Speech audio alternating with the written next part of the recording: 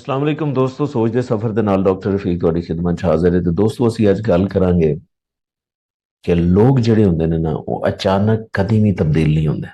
ਅਸੀਂ ਅਕਸਰ ਸੋਚ ਰਹੇ ਹੁੰਦੇ ਹਾਂ ਨਾ ਕਿ ਯਾਰ ਇਹ ਬੰਦਾ ਬੜਾ ਅਚਾਨਕ ਹੀ ਬਦਲ ਗਿਆ।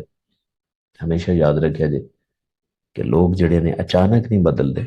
ਬਦਲਦੇ ਉਹ ਆਹਿਸਤਾ ਆਹਿਸਤਾ ਨੇ, ਲੇਕਿਨ ਸਾਨੂੰ ਪਤਾ ਨਹੀਂ ਚੱਲਦਾ। ਲੇਕਿਨ ਅੱਜ ਮੈਂ ਤੁਹਾਨੂੰ ਦੱਸਾਂਗਾ, ਕੁਝ ਐਸੇ ਇਸ਼ਾਰੇ ਦੱਸਾਂਗਾ ਜਿਹੜੇ ਇਸ਼ਾਰੇ ਦੱਸ ਰਹੇ ਹੋਣਗੇ ਕੋਈ ਬੰਦਾ ਬਦਲ ਰਿਹਾ ਜਾਂ ਬਦਲ ਚੁੱਕਿਆ, ਸਿਰਫ ਉਹਨੇ ਐਲਾਨ ਨਹੀਂ ਕੀਤਾ, ਇਹ ਸਮਝ ਲਓ।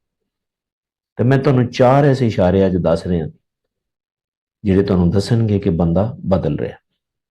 ਪਹਿਲਾ ਜਿਹੜਾ ਉਹਦਾ ਇਸ਼ਾਰਾ ਇਹ ਹੁੰਦਾ ਹੈ ਕਿ ਉਹ ਬਾਤਚੀਤ ਘਟਾ ਦਿੰਦਾ ਹੈ, ਗੱਲਬਾਤ ਕਰਨੀ ਘਟਾ ਦਿੰਦਾ ਹੈ। ਰੂਟੀਨ ਜਿਵੇਂ ਪਹਿਲੇ ਕਰ ਰਿਹਾ ਸੀ, ਹੁਣ ਉਂਝ ਨਹੀਂ ਕਰ ਰਿਹਾ, ਉਹਦੇ 'ਚ ਕਮੀ ਆਏਗੀ।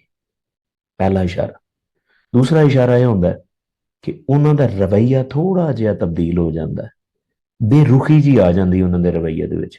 ਜਿਵੇਂ ਪਹਿਲੇ ਰਵੱਈਆ ਹੁੰਦਾ ਨਾ, ਵੈਲਕਮਿੰਗ, ਪ੍ਰੋਐਕਟਿਵ, ਉਹ ਘਟ ਜਾਂਦਾ ਹੈ।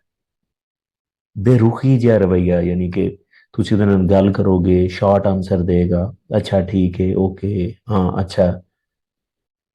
ਔਰ ਤੀਸਰਾ ਜਿਹੜਾ ਇਸ਼ਾਰਾ ਹੁੰਦਾ ਨਾ, ਉਹ ਇਹ ਹੁੰਦਾ ਹੈ ਕਿ ਉਹ ਤੁਹਾਡੀਆਂ ਗੱਲਾਂ ਨੂੰ ਹੁਣ ਅਹਿਮੀਅਤ ਨਹੀਂ ਦੇ ਰਹੇ ਹੁੰਦੇ। ਪਹਿਲੇ ਤੁਹਾਡੀ ਹਰ ਗੱਲ ਤੇ ਯੈਸ ਯੈਸ ਯੈਸ ਹੋ ਰਿਹਾ ਹੁੰਦਾ, ਲੇਕਿਨ ਹੁਣ ਇਹ ਤੁਹਾਨੂੰ ਚੀਜ਼ ਨਹੀਂ ਮਿਲੇਗੀ। ਤੁਹਾਡੀ ਗੱਲਾਂ ਦੀ ਅਹਿਮੀਅਤ ਘਟ ਜਾਏਗੀ ਜਾਂ ਬਿਲਕੁਲ ਨਹੀਂ ਰਹੇਗੀ। ਔਰ ਚੌਥਾ ਇਸ਼ਾਰਾ ਇਹ ਹੁੰਦਾ ਕਿ ਉਹ ਤੁਹਾਨੂੰ ਸਿਰਫ ਉਦੋਂ ਹੀ ਯਾਦ ਕਰ ਰਹੇ ਹੁੰਦੇ ਨੇ ਜਦੋਂ ਉਹਨੂੰ ਕੰਮ ਹੁੰਦਾ। ਜ਼ਰੂਰਤ ਦੇ ਟਾਈਮ ਤੁਹਾਨੂੰ ਯਾਦ ਕਰਨਗੇ, ਵੈਸੇ ਯਾਦ ਨਹੀਂ ਕਰਨਗੇ। ਇਹ ਇਸ਼ਾਰੇ ਤੁਸੀਂ ਨੋਟ ਕਰਨੇ ਨੇ।